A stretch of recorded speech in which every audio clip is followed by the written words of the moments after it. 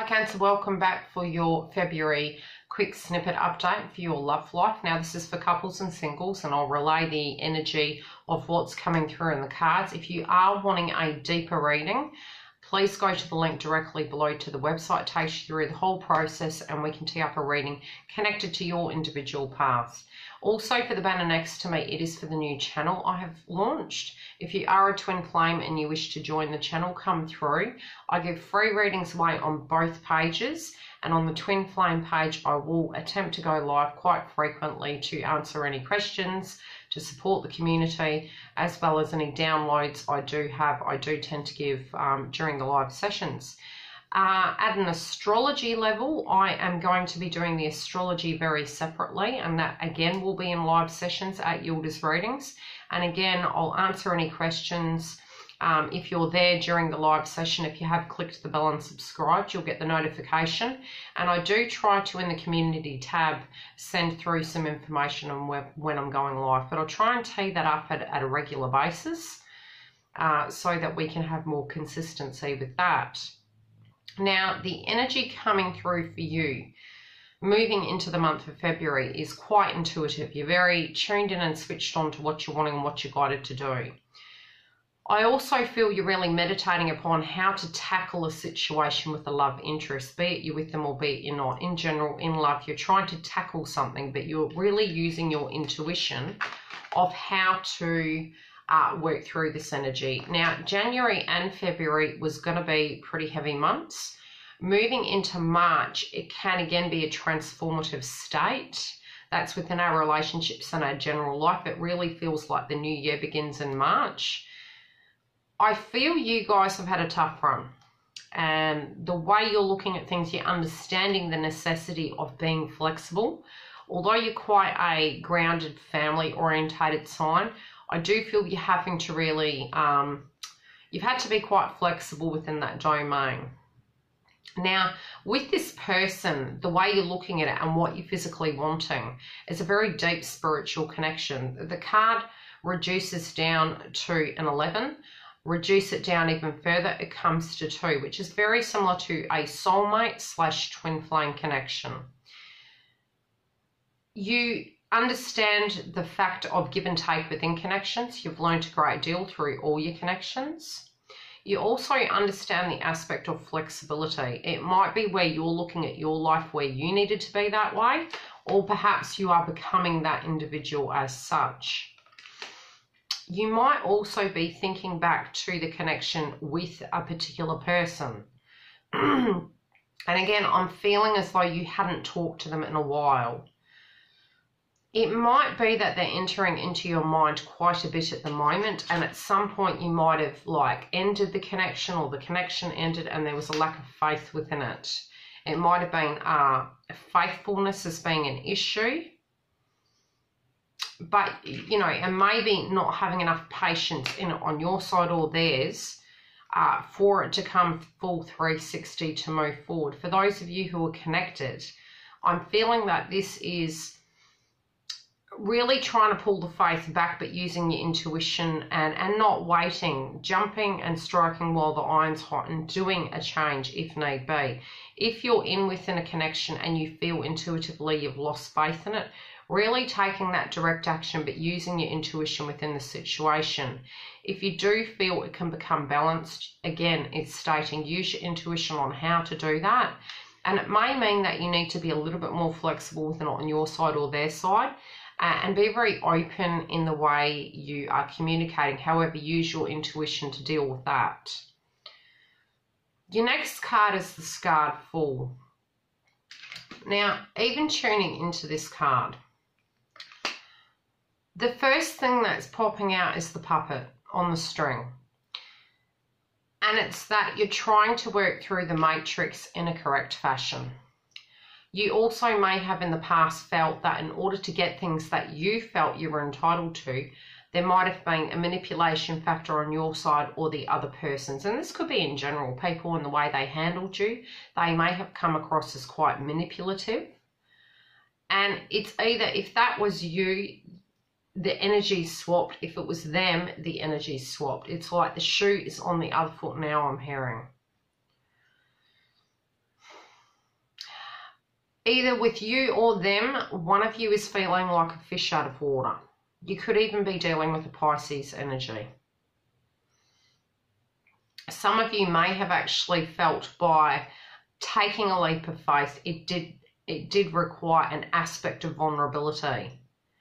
But I'm hearing the joke's on you. That can be, you know, how do I put it? The understanding and the download of what you got now, it's like, it seems so basic, but at the time it didn't. And I feel it's almost like you're saying to yourself, I wish I knew then, now what I knew then, or vice versa. You know what I mean? You're having an aha epiphany moment, and you've actually found a solution to the problem. And I feel that's why you feel like, why didn't you see it? Because it does feel it's come out of nowhere, and it's this epiphany moment. And you're really quite frustrated at the fact that something was under your nose the whole time in a sense of a solution. And now you're gaining that. It can even be you coming into your own energy. And I heard this analogy today, and I felt it was quite unique. Again, this is a number 4 card, which again is about duality. You know, especially when we go from the 9 to the 10, we're reaching complete connection within our love domain, within a completion of a cycle. The Fool generally is a 0 in the Rider-Waite, I believe, which is taking a leap of faith, and it's like the restart button, especially in astrology. We tend to get the 0 degree, which is a reset and a restart. With this being a 40, reducing down to half again, is the duality between a male and a female, or a counterpart and yourself. There is a balance, and there needed to be a balance, because at that point where it was, it felt risky. So that's why the movement in that frequency didn't move forward. I'm also seeing your energy and theirs returning to a point where it's more balanced. And I do feel both of you are regaining power within your own lives and seeing situations in a very different light. Energetically, however, it does feel a cycle does need to be completed. And this could be where the Fool energy, being the completion, is the beginning state, taking that leap of faith. But then the ending, as per se, to me is feeling as though whatever path you're choosing was one that never quite ended, not necessarily an end. I do feel it is about getting the happiness back, and no one person being at war with each other during the connection. So I do feel there's more balanced energy returning, but I do feel an aspect of intuitively thinking about how to communicate within the connection or towards the connection, and how you can go about maintaining that balance in that format of communication towards this person. It's trying to gain the intuitive download of what to do, gaining the momentum to take a leap of faith where you're feeling spiritually grounded, and it will be an internal knowing, but you've definitely got the waiting card in reverse, which means it's time to strike while the iron's hot. There is happiness coming from connecting in and anchoring in the energy with the current partner or with this person you are tuning into at the moment. Now, sometimes it's not about inspiration. Sometimes it's about a knowing you've always had, especially with the crowning energy being the mind. Always knowing the person has always been on your mind. So it's not about an aspect that you need motivation or inspiration. It was about something coming together in order for that to happen. Now, when I was mentioning the Fool card, in this reading I listened to, they were talking about, which card were they talking about? The Ten of Cups. I believe it was the Ten of Cups, but the Union card, the one where everything comes together, happy home, happy life, love. And the 10th cup really is you. So in any connection, you know, especially when we're looking at tarot, we're looking at it and we're trying to decipher the code and understand what's going on. And we do this in our own life very, you know, cards aside, we do this in our own life very separately. We're trying to look for that last cup the thing to complete us, which is very unique that we do that, especially in spirituality, with Buddhist monks and other individuals in spirituality. We do look at it, and it always does teach us that we can't find fulfillment outside of ourselves. There is this energy oozing where the epiphany you're having was the only thing you needed to complete was yourself, and then the rest was ready. Once that completion inside yourself is completed, you're ready for that Ten of Cups, because you are that Ten of Cups within your own frequency. This was also on their side too, be it you with them or not. I do feel at the heart of the matter, you don't feel as abundant, and this is very crucial. Now, abundance doesn't come from cash. We think it does, because you actually have, as a clarifier, money coming in. But the abundance in a love reading is very much the frequency of our opinion of what our worth is. Now, your worth, I think it's this realization you're coming to, especially with the inspiration, not needing it. You know, bringing everything together, anchoring it in where hope can return. And that's the energy work you're doing inside of yourself. I feel many of you have attained employment. This would have been like last year or moving towards it now. But once you do that 360, and that's balance, for those of you who aren't working, I feel you have this epiphany that it's not about the fortune. You know, sometimes we do need to move forward regardless of that. And as teams, we spiritually can work together.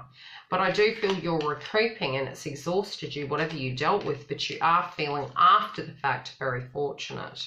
And I do feel with this communication of things that were going wrong, getting to the crux of it is really going to help it to become a fortunate outcome. Now, I'll pull you some outcome cards.